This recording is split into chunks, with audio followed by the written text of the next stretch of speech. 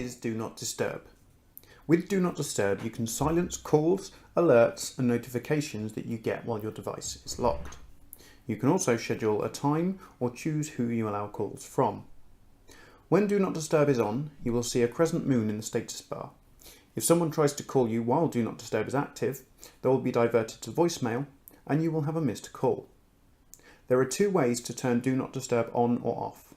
The first way is via the settings, into Do Not Disturb. Now you can set this to manual or scheduled, where you can specify times.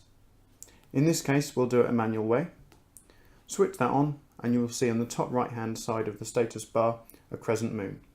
Any calls I now get will be diverted to voicemail and I will get a missed call notification. Alternatively, for a quicker option, you can slide up from the status bar at the bottom. You will see the crescent moon icon highlighted in purple. That indicates that Do Not Disturb is switched on. Simply tap it.